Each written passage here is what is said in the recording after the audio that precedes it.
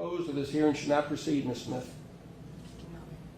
Very. All right. With that said, does the state have anything to present regarding sentence? Yeah, Judge, the state would like to call the lead investigator of the case, Lieutenant Dylan Reese from the Marion Police. With your permission, we'll have him take the stand, and I'm going to have him help the court understand some of the facts of this case. That'll be fine. Lieutenant Reese.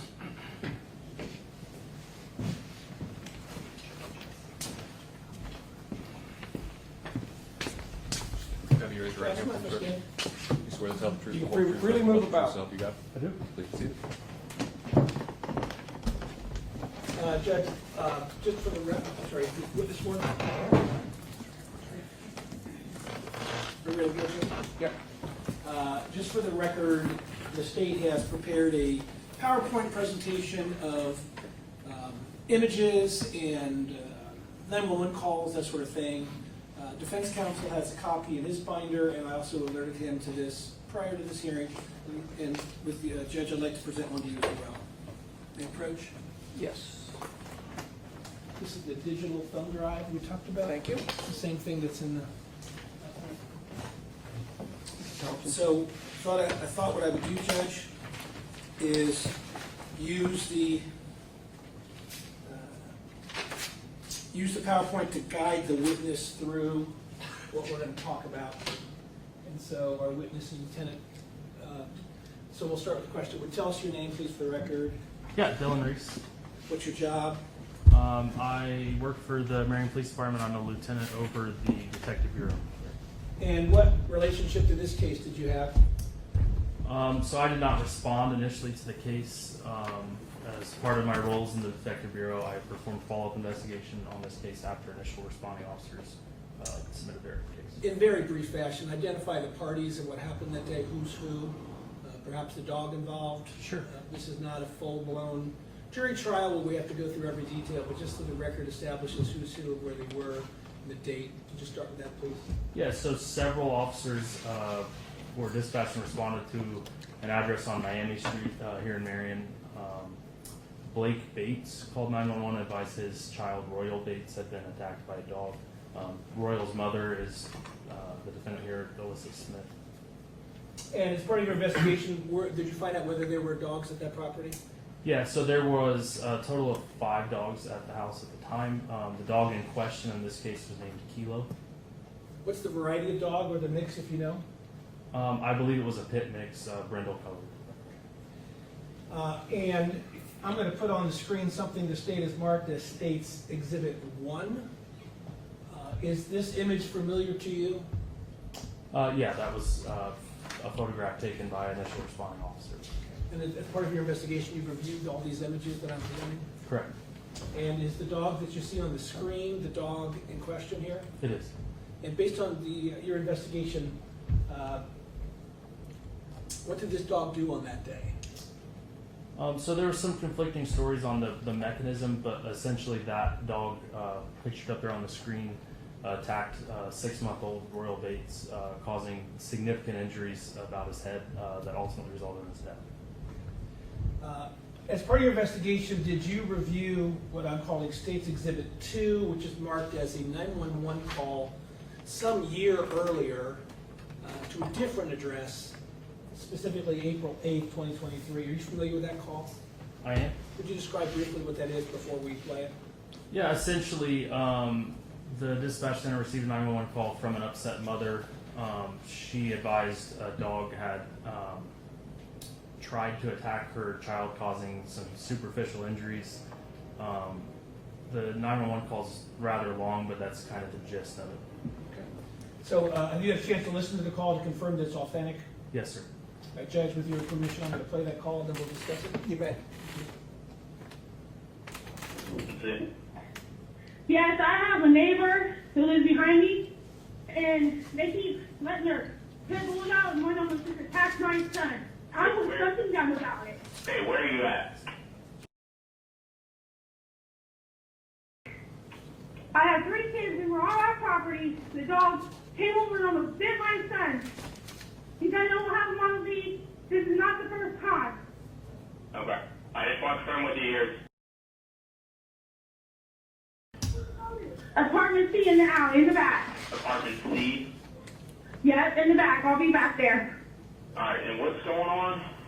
The dog pretty much attacked my son. And I don't know if they just let the dog freely. Now you mean pretty much attacked your son. Did he attack you? Yes. He has got scratch marks on him. He's Okay, not what did sick. you do? The dog went to go bite my son. He was nearly at my son. He has a scratch mark from the dog's paw. The owner come out and yell because they just let him out. This is not the first time. This is the second or the third time. He's asked my landlord. My landlord's even called. Well, our property, my kids were riding the scooters. I have 3 little kids. They were going to... my son is in tears. I gotcha. They need to let their dogs on the leash if they're going to let them out. Okay. So they let the dogs out, and then the dog came after your son. He didn't bite him, but he scratched him.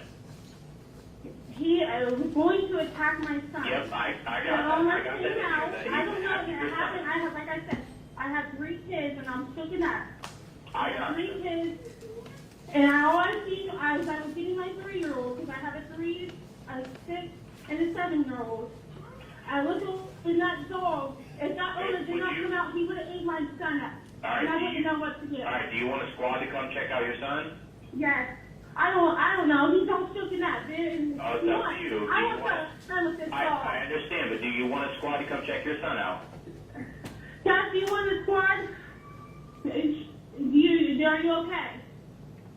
I think he'll be okay. All He's right. more shooken up. All right, if he needs a squad, you should let me know at any point. Are the dogs back in the house now? The dog is back in the house. It's a big Pitbull. I don't wonder if they have license for it. Probably not. This isn't the first time that my landlord called on them before because the dog almost attacked my landlord when he was fixing up these houses. Okay, I got you. Are they in the same house as you, or do you know who they are, like what their names are? Or anything? I don't know these people. I don't talk to any of them.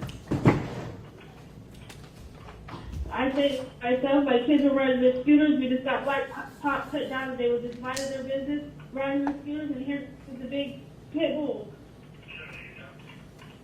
And if the owner did not come out, my son would have got ate up. Okay.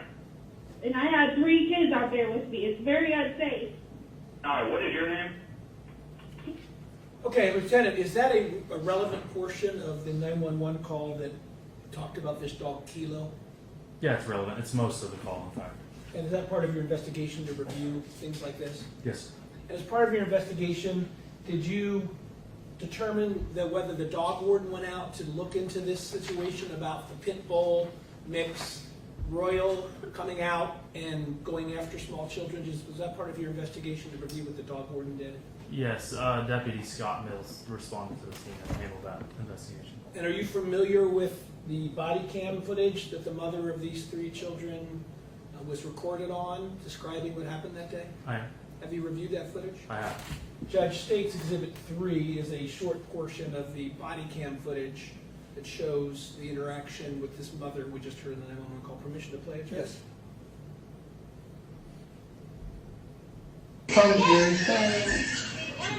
Okay, well, I'll play the whole thing. It's kind of long, but see my son sitting right there.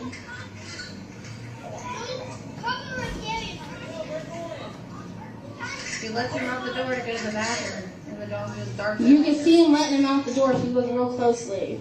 And you have to look real close in the back. The dog growls and goes to find his leg. If he Did didn't he actually get bit or no? He did not get bit, but he did have a scratch on the back of here. Right. If he didn't have his jacket hanging the way he did, he would have got bit. Right. This isn't the first time this has happened. He's been looking for his dog. He's been oh no, no, no,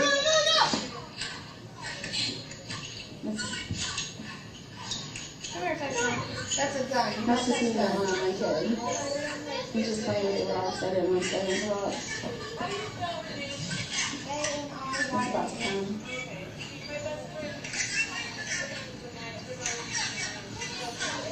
I gotta walk away to go get my other son. And if you watch in the back, you will see him let his dog out. You gotta watch real carefully. Let me zoom in. Yeah, there's the dog The owner comes. They just let their pit bulls run loosely. Alright. And my landlord has called about last summer Okay. about a different incident, and you can ask him. I don't know exactly what happened, but the dog actually came in the house and he called the police. Okay. That was not the same dog. I've had a dog come around the corner to try to attack me. I didn't call the police because I'm like, oh, it's no big deal, whatever. Right. But when you're talking about my kids are sitting here on our property and these dogs are not being locked up or on a leash, there's a problem and they're arrested. Are you guys getting ready to leave? We were going to get Okay, ready. that's fine. You guys can go ahead and go. I'll come back and talk to him. I have a dog. Based on your investigation, Lieutenant, was that an accurate depiction of the body cam footage for this relevant portion? Yes. As part of your investigation, did you review the body cam footage wherein the dog warden interacted with the defendant, in this case, Alyssa Smith, and her co-defendant, Blake Bates? Did you review that as part of your investigation? I did. We have State's Exhibit 4 on the screen, which is a screenshot from the body cam. Based on that screenshot, does that appear to be the video in question, the relevant portion? Yes, sir. And this is that same day? Yeah, it's just immediately after that segment of video we just watched. To your understanding, based on your investigation, what is the dog warden doing in this video before we watch the portion of it? So he's speaking with Mr. Bates and Ms. Smith about the incident where this dog allegedly went after the neighbor kid. He's determined that they don't have the dog registered. He's advising them that what happened isn't okay. He's advising them that he will be issuing a summons for failure to confine, and he's going to be giving them warnings for other issues such as the failure to register offense. Judge, permission to play States 4? Yes. Thank you. After him, I have to cite you for failure to confine the dog. Okay, I will give you a break on the failure to register. I'm not going to cite you guys for that. I'm not going to hit you with 3 tickets right off the bat. You know, and I don't want to cause any issues with you guys. But yeah, he did grab the kid. I got it on video. He scratched him with his tooth. Usually he's out here with a leash or Yeah, it could have been worse with the kid. I think it was the kid's pants and stuff. Somebody grabbed the pants, but we got to make sure we keep an eye on him from getting out. So No, that's Right. totally Yeah, we was already talking understandable. about it already. right. Yeah, but he's Is usually he on the usually leash. like?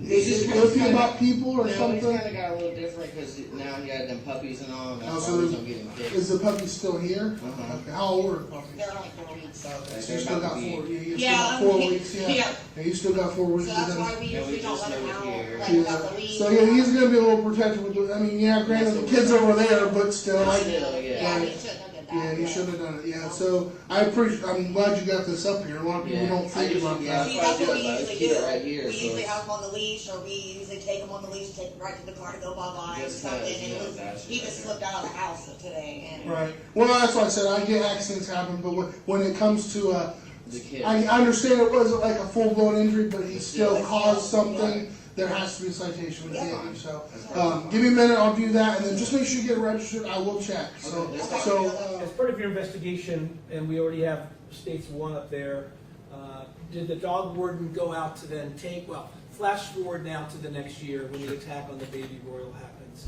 Did the dog warden go out to then retrieve the dog in the yard where this was?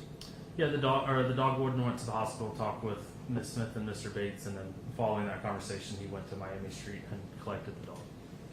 As part of your investigation, did you uncover body cam footage of the capture of the dog? I did. We have State's Exhibit 5 on the screen, which is a screen grab from the grabbing of the dog by the dog warden. Based on your knowledge of this case, does that appear to be an accurate depiction from the body cam video? It does. Permission to play States 5, Judge? Yes. Kilo.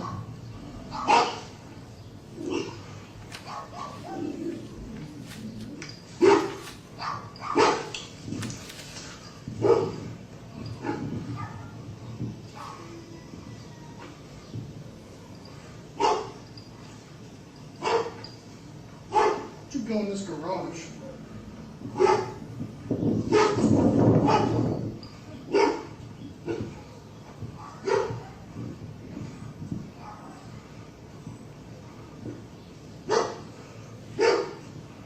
Come here.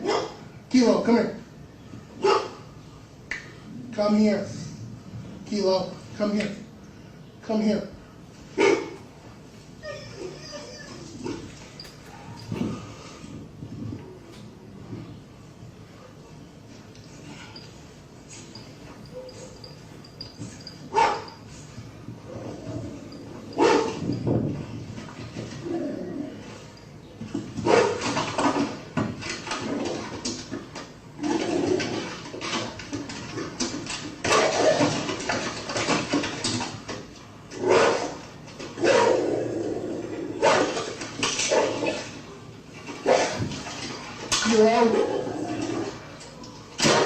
Kilo.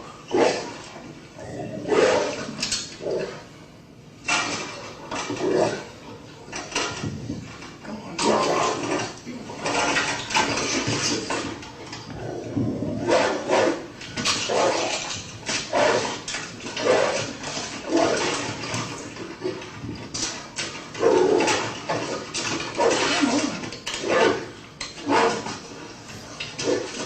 There we go.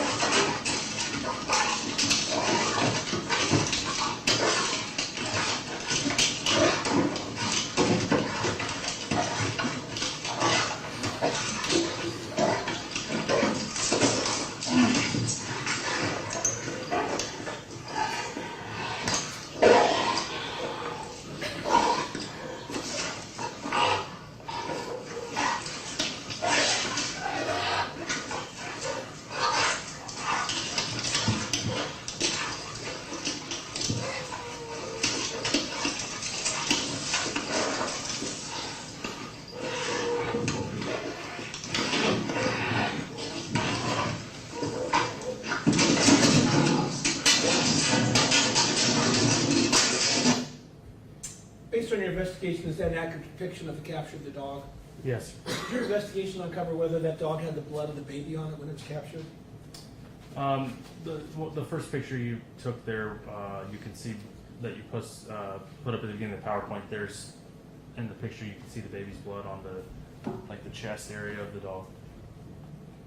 Well, the state has identified Aubrey Smith, the aunt of the deceased baby Royal, and so our victim's advocate is here today. So if you would step forward, Ms. Smith. Thank you for being here, Ms. Smith. Just state your name, then you're free to say what you think's important. Hello, my name is Aubrey Smith. I'm Roy's aunt. I know this may come as a surprise to some that I'm up here today, especially because I'm Alyssa's sister. But I wanted to make sure someone was able to represent my sweet little boy and make sure that he gets the justice he deserves. On April 28th, 2024, my entire world was flipped upside down. I got a call from my dad, and he asked if I was sitting down and if I was alone. I was a little confused, and I told him yes, I was sitting and I'm not alone. He then broke the news to me that Royal had been attacked by Kilo, and that they were on the way to the hospital, but he was not sure how bad it was. I knew immediately I had to go over there to see my baby. I hung up with my dad, and then less than 5 minutes later, he called me back and told me that Royal did not make it. I completely lost it. We all ran out to our cars and got over to the hospital as fast as we could. I got dropped off by my sister Autumn and immediately ran through the doors and tried to find him. I was distraught and having trouble breathing because I was crying so hard, trying to find my little boy. When I heard the words "he didn't make it, sis" come out of my father's mouth, a piece of me broke and left. That day will forever be engraved in my brain, and I will never be able to recover from the pain and the hurt I felt that day. When I got to the hospital and I saw my sister just sitting there like nothing had happened, I was immediately angry. When I walked in that room and she was sitting on her phone like her son did not just pass away, I was still not 100% sure what had happened up to this point, but I knew that the baby that I looked at as my son had passed away from a 100% avoidable incident. When Alyssa realized I was in the room and saw me crying, she started crying also. To me, it felt like she was only crying because she knew I was. When we were finally able to go back and see Royal to say our final goodbyes, it completely shattered me. I had to see my baby boy lying on a table with a tube down his throat, lifeless. When I previously, the day before, saw him perfectly happy and smiling at my softball games. Seeing him like that made me realize everything had become real, and it made me realize that the baby I looked at, like my son, was really actually gone. When we were in the hospital, Alyssa just kept talking about how she wanted to go get high instead of the fact that her son had just died. I've never been an addict or even tried any drugs, so I don't know how addicts' minds worked. But I cannot wrap my head around the fact that she wanted to go get high more than she wanted to go see her son again. When we left the hospital, she was more worried about being on her phone than anything else. I still to this day do not understand how she was concerned with being on her phone the whole time while we were in the hospital and after we left, more than she was concerned about the fact that her son had passed away. When we went over to tell Heaven, my niece, Alyssa's daughter, that her brother had passed away, Alyssa's exact words were, "Bubby passed away. He's in a better place now. He doesn't have to be a vegetable." How can someone refer to their own son who had just passed away as a vegetable? I understand shock is a thing, but that is never a way an innocent baby should be referred to. Alyssa was posting about having another baby just 2 days after Royal passed away. How can someone have their child die and then post on Facebook 2 short days later about having another baby? Someone who is truly mourning the loss of their child does not post about having another baby. A child is not replaceable like that. A child is not an object that can just be replaced because one was lost. I have had multiple people approach me and tell me that they saw Alyssa driving around town and walking around in stores, laughing and appearing like nothing was wrong on multiple different occasions the week that he passed away. I understand that life cannot just stop and come to a standstill when things like this happen, but acting like this does not show that someone is even remotely mourning or concerned with the loss of their son. Seeing the way Alyssa acted after her son passed away absolutely disgusted me and made me see her in a new light. I do love my sister and I do have love for her, but not the way that she's went about life and the way that she has done things. Now, I am in no way saying that Alyssa or Blake did this on purpose or that they wanted it to happen, but they had more than enough warning signs and opportunities to get rid of Kilo and avoid the incident completely. They both knew that the dog was aggressive, or whatever you want to call him, and neither one of them took the responsibility of getting rid of him to protect the 2 innocent children that were in that home. Fortunately, Heaven did not get hurt in the situation, but Royal lost his life due to his own parents' negligence. Alyssa and Blake are both equally responsible in this situation. Alyssa lost her son that day, and I'm not saying that she's not completely mourning him, but I do think she is mourning him for the wrong reasons. She has everyone else fooled by what she posts on social media, but I have seen her actions and her true colors, and I know what she's truly doing. She has shown me time and time again she's not reliable and that she does not truly care about the safety of her children, and this is sadly a huge example of that. If she truly cared about the safety of her children, she would have gotten rid of Kilo the moment she knew that he had any aggressive behavior. Again, I'm not saying it was done on purpose, but it was 100% avoidable. I've stayed in touch with Alyssa throughout all of this, but solely so I can keep in touch with Heaven and make sure that she's safe. Alyssa has put Heaven in unsafe situations before, and luckily they have worked out in her favor, and this incident is no different. But unfortunately, it did not work out in poor little Royal's favor.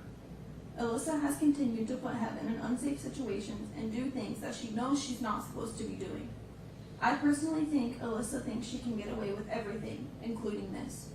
Alyssa is now living with a convicted felon that has multiple felonies for violent offenses and allows my niece to be around him with no care in the world.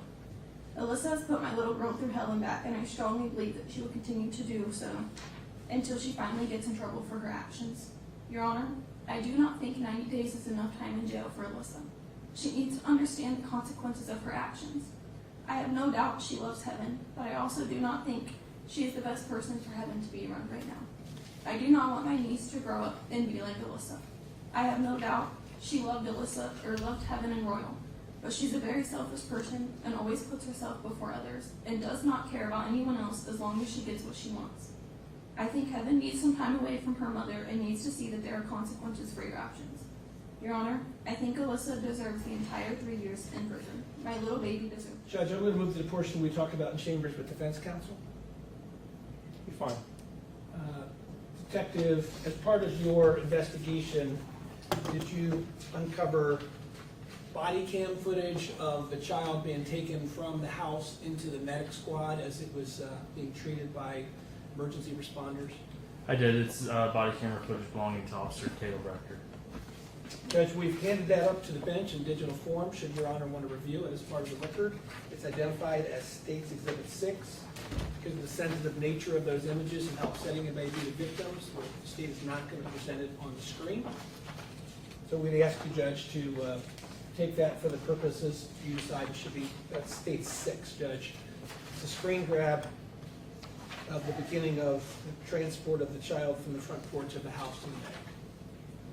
Did you, as part of your investigation, Lieutenant, did you also review photos taken of the hospital after the baby died? I did. And did you review what we're calling state 7, which is the clothing the baby was wearing that the emergency medical people had to cut off the baby in order to treat it? Did you review that? I did. And how best, without putting it on the screen and creating more trouble for anybody who's already mourning this child, how would you best describe what was, I think some people call it a onesie of the child. How would you best describe that in the image that is marked as state 7? It's a light-colored onesie with tags that says 3 to 6 months, indicating size. It's been cut off of what would be the side, like around the baby's ribs. It's soaked in blood, in particular around what would be the neck area of the onesie. I would describe it as completely saturated with blood. And then states Exhibit 8, similarly, did you review a photo that showed the injuries to the child's skull was taken at the hospital that day? I did. Once again, Judge, we're not going to present this on the screen, but it's on the bench, and defense counsel has an image of it as well. Would you describe for the record, Lieutenant, what injuries you saw in the close-up image of, at that point, the deceased baby's skull? The photograph was taken from an angle above the child, as if you were standing next to a bed, with its feet furthest away from you and head closest to you is the angle that the photo is taken. It depicts an injury near the top of the baby's skull. In the photograph, you can see a very severe laceration. There's very obvious skull fragments indicating to me that the skull was broken.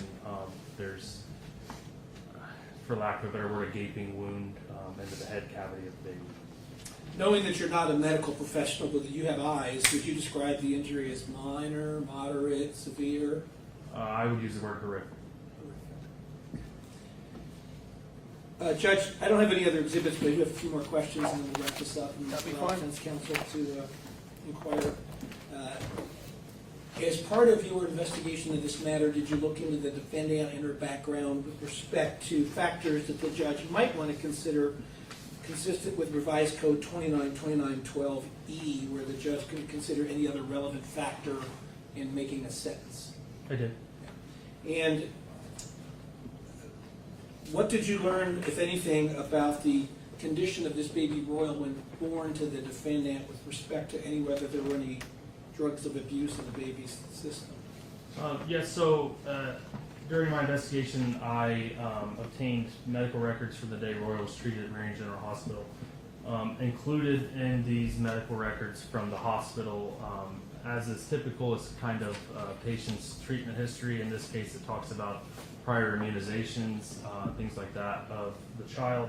Of note, it talks about the birth of the child, and then it's noted that there was, in fact, fetal drug exposure, noted on October 24th of 23.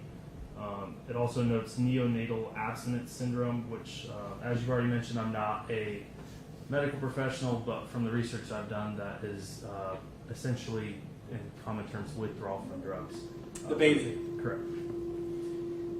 As part of your investigation, do you routinely monitor jail calls of defendants? Yes, Did you monitor the jail calls of the co-defendants in this case? I did. Were there instances where this defendant, Alyssa Smith, was talking with her co-defendant, Blake Bates, on the jail calls? Numerous. And was there ever a time when they would speak in code? Yeah, What sort of frequently. code was used? So, Miss Smith's co-defendant was being held on other charges outside of this case as well, and as a result of those charges, there was a protection order in place between the two, so it would have been unlawful for them to be communicating. So Miss Smith would speak with Mr. Bates over jail calls using other people's phones and phone numbers, and when I say they speak in code, she would act as if she wasn't herself, and would speak as if she was a friend of hers in the third person oftentimes, and things like that. Were you able to figure out the code, though? Yeah. Wasn't hard? No. And have you observed all of the footage of the defendant, both the day of the attack, and then have you observed her in other settings as well, since you've been investigating this case? One of the factors the judge will have to consider is whether or not there's been genuine remorse. Have you seen anything in this case that would indicate to you as part of your investigation that this defendant has shown genuine remorse? Prior to today and all of the evidence and personal interactions that I've had with the defendant, I haven't seen her so much as cry prior to today. In fact, I listened to a jail call between the defendant and Mr. Bates. So during the investigation, I made contact with the defendant at her home on Miami Street and asked her to sign a medical records release form so that I could get a copy of these medical records. In this phone call, she's referencing that interview that I conducted with her to Mr. Bates, advising her at that point she knew that her arrest was likely imminent. So as a result, she broke her sobriety, decided to party, drink, engage in illicit drug use, because she knew she'd be moved back to jail, essentially. Part of what the judge has to consider is whether or not she's suitable for jail, prison, or perhaps even going back to a home environment. Is there another child in the home based on your investigation? Yeah, Miss Smith has a daughter named Heaven.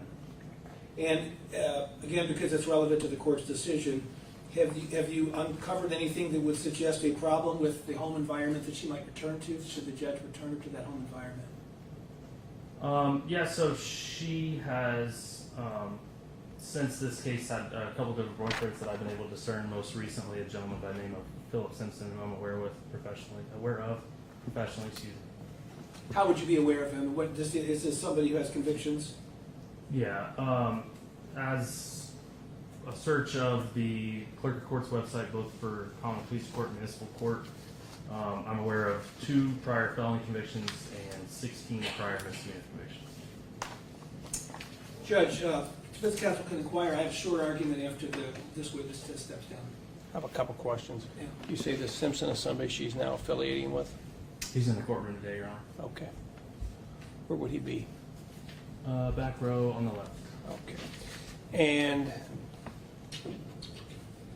when were you monitoring, what time frame, the telephone calls at the jail? Essentially throughout my investigation. Okay. So there's been numerous. In excess of 100, Your Honor. Ms. Smith, you have an opportunity to make a statement here today. You're not required to, but if you wanted to, now would be the time.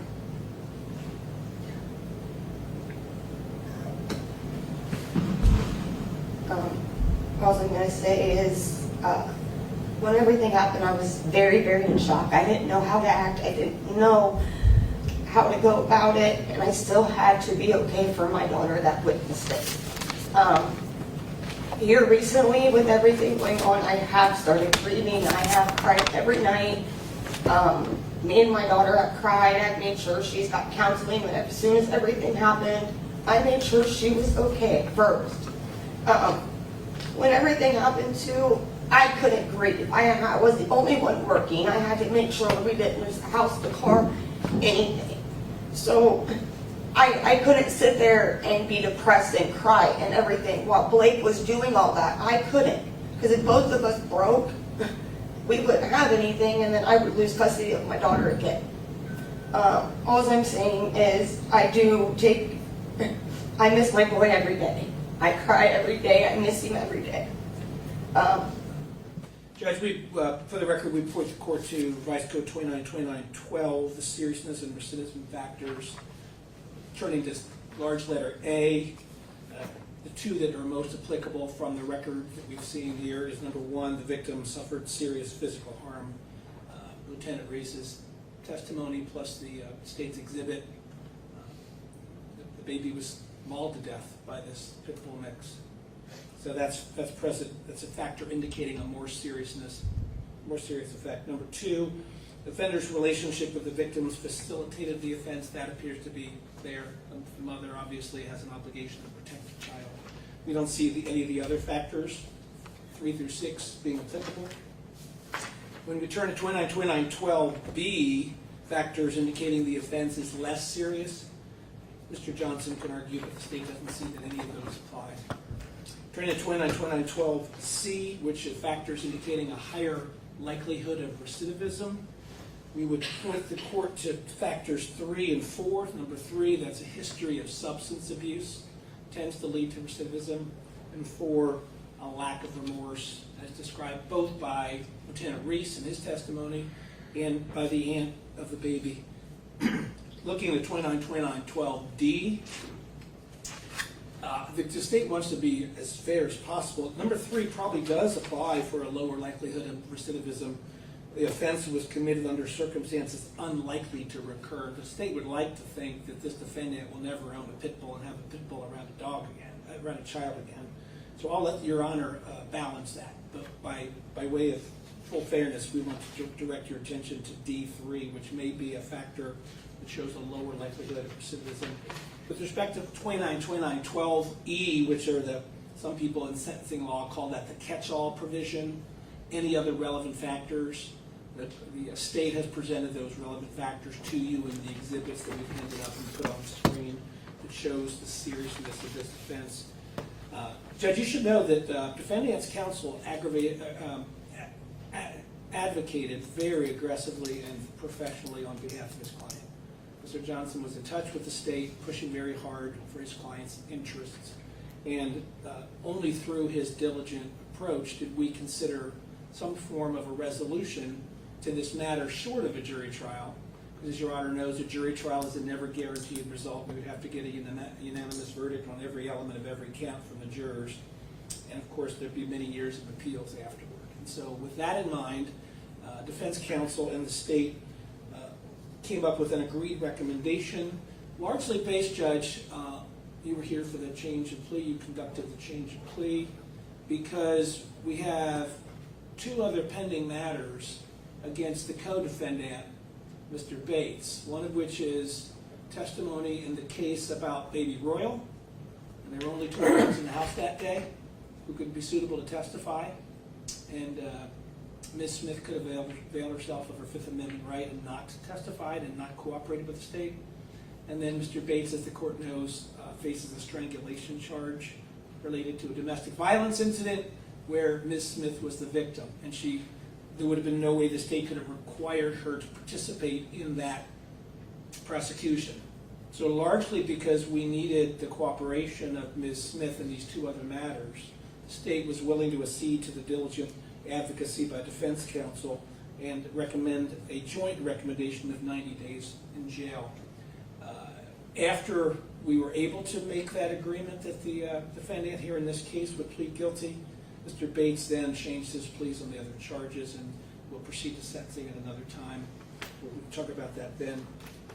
Judge, whatever you do, the state stands on its recommendation, but whenever this defendant is out again, we would encourage the court to add additional factors to whatever release supervision she has, including no dogs, including no felons, including something about substance abuse, and something about maybe regular visits by children's services, so if she does have her daughter with her, that there's somebody with an independent perspective who can ensure that daughter is in a safe environment. So with that, Judge, the state is done with its argument. Thank you, Mr. Weaver.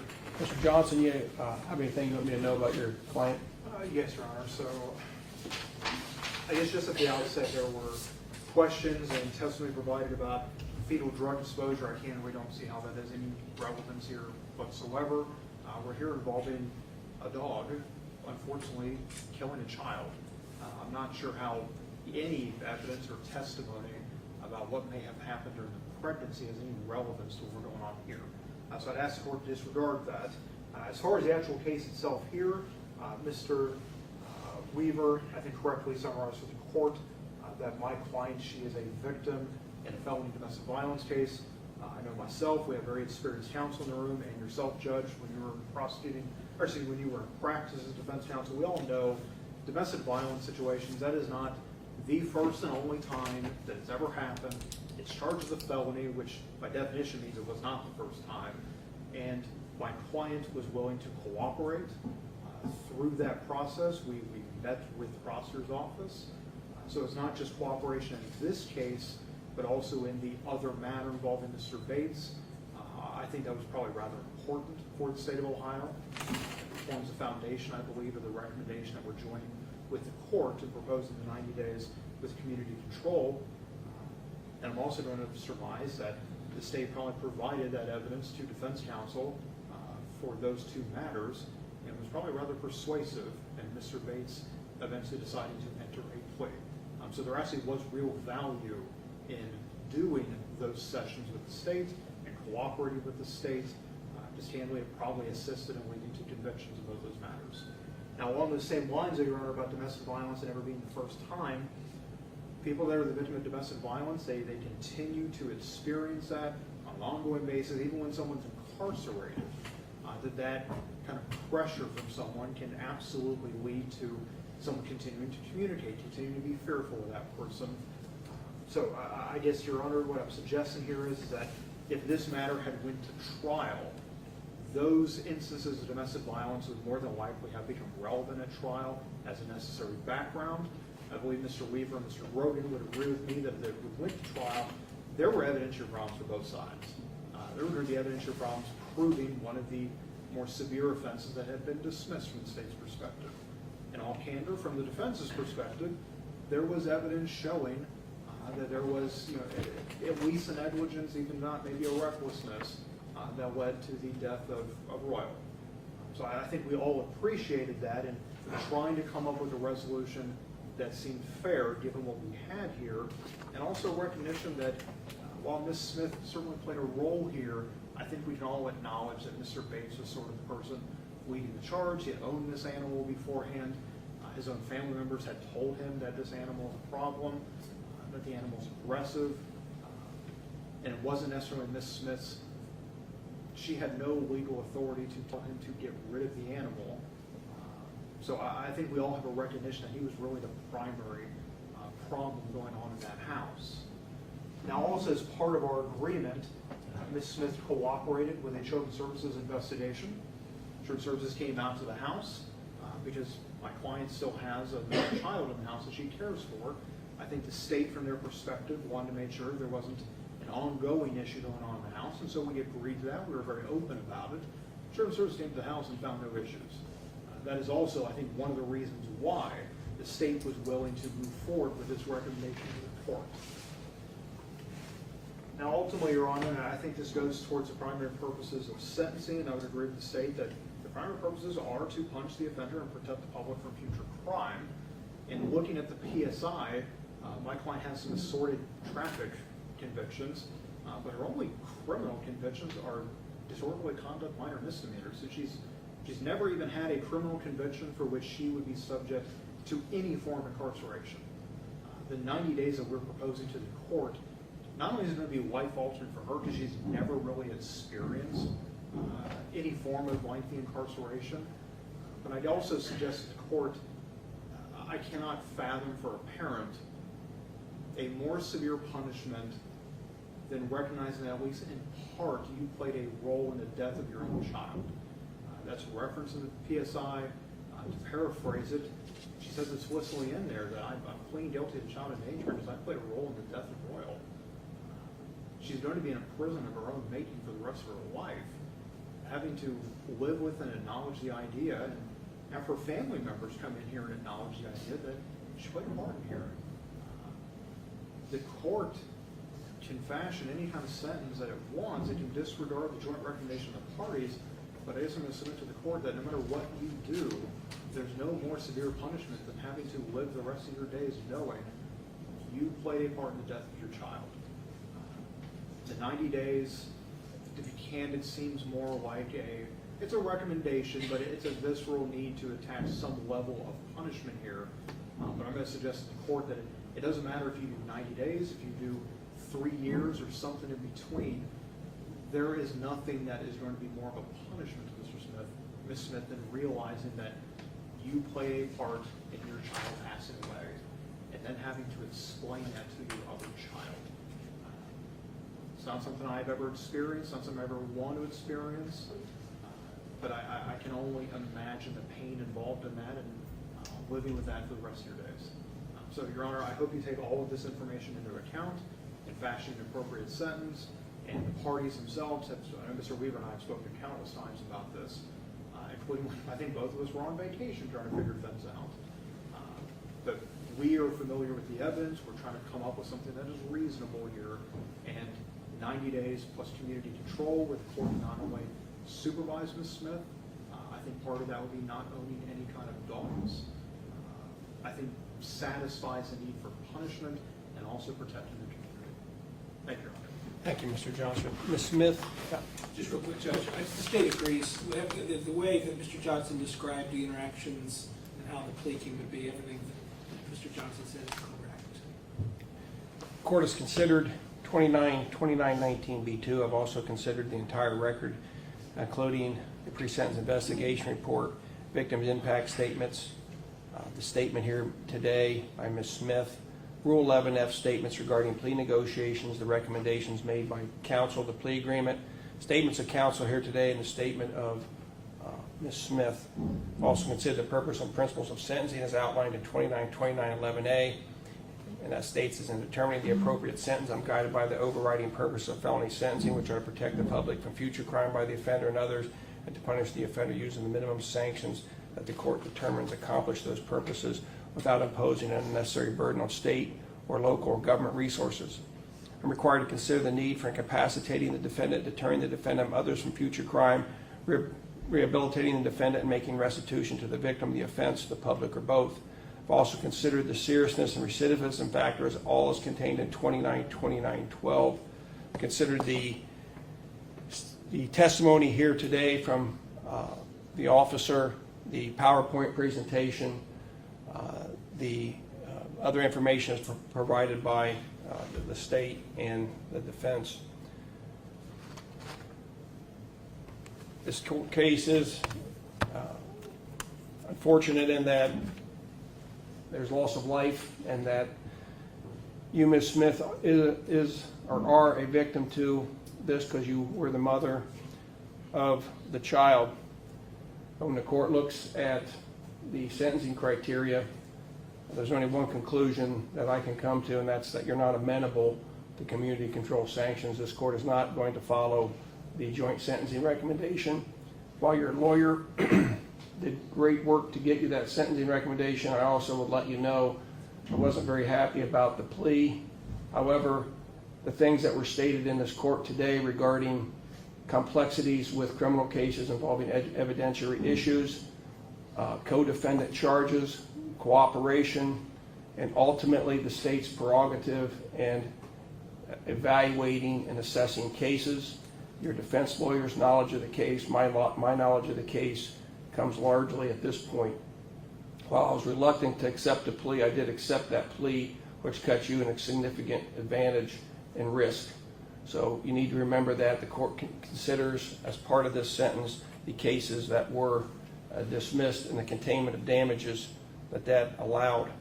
However, the court specifically finds that you have no remorse for this, or you at least shown no remorse. You also violated your bond while you were on bond. Then you turn around and back out. You were continuing your relationship with Mr. Bates through surreptitious means, which demonstrate that you're not following court orders.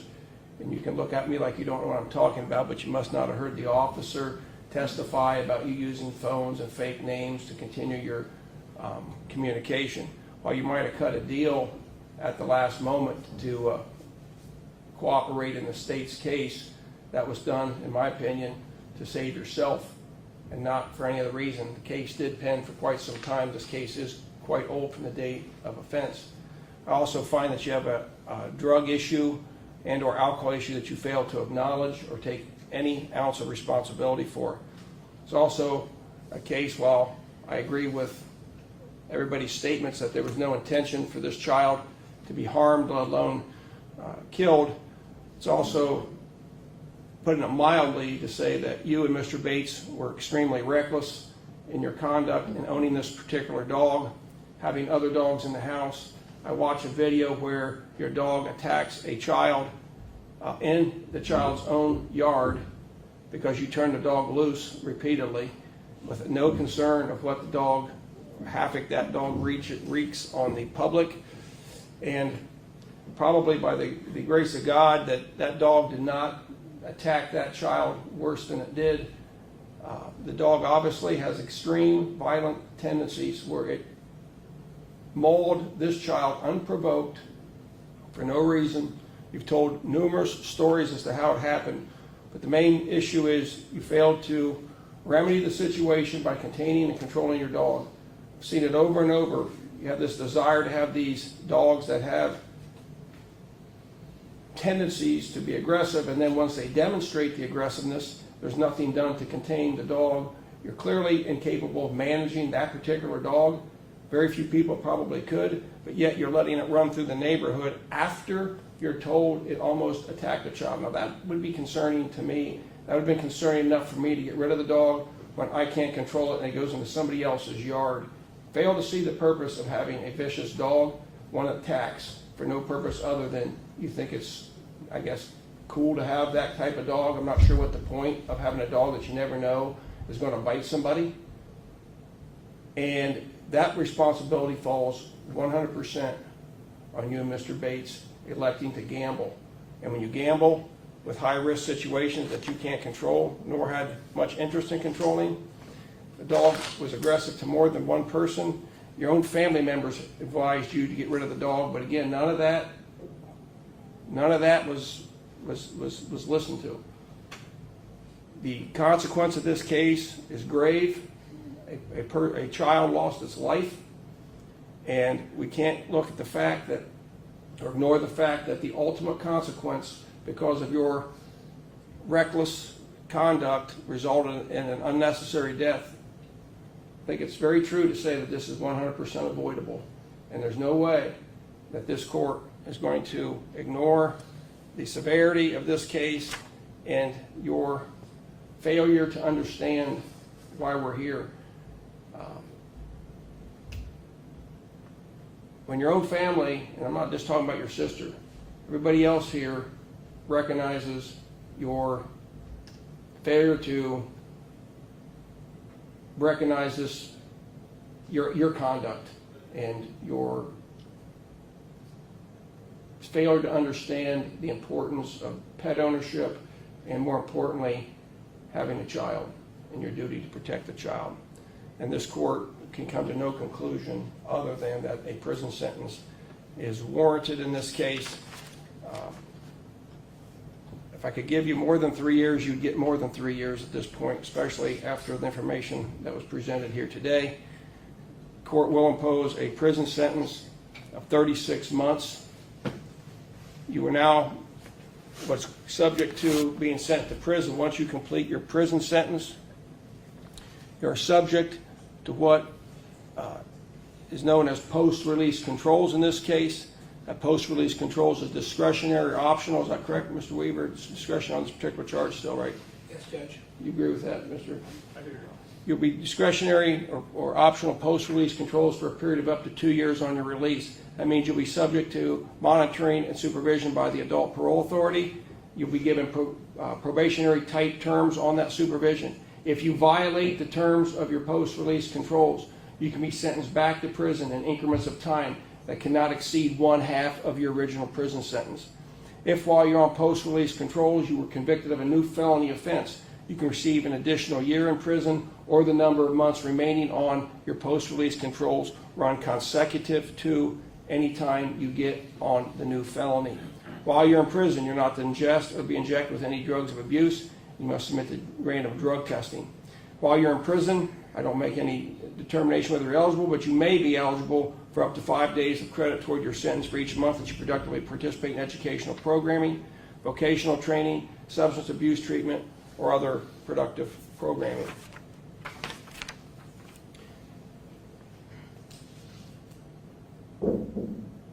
You will receive a fine of $1,000. Court costs will be assessed in this case, and there'll be a partial assessment of attorney fees of $500.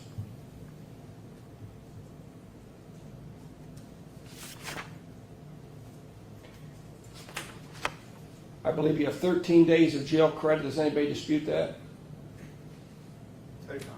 All right, you will be awarded 13 days of credit up to the date of sentencing, which is today. Ma'am, you've now been sentenced on this case You will have a right to appeal your sentence within 30 days after the filing of the court's sentencing entry. If you cannot afford the cost of appeal, your appeal will be filed without payment.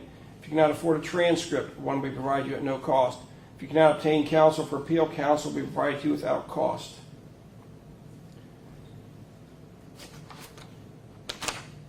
Am I missing anything? Nothing from the state judge. I think you covered it. All right. You will be remanded into custody. Anything further from the defense? No, Your Honor. All right, this matter is adjourned. Thank you, Judge. Thank you, Your Honor.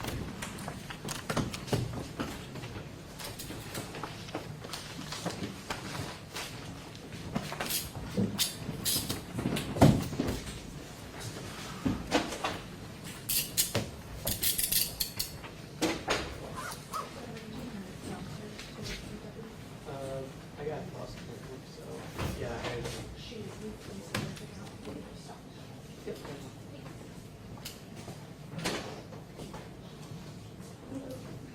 Feel okay? Yeah. What's that charger? Is there anything else on it? No? That's okay. Let me wrap up here. I'll give you that. We'll wait for it.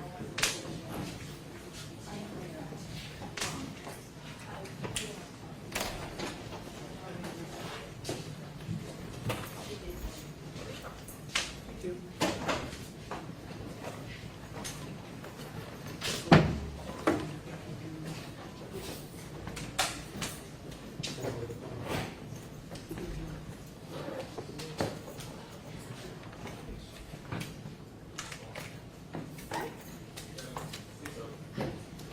What?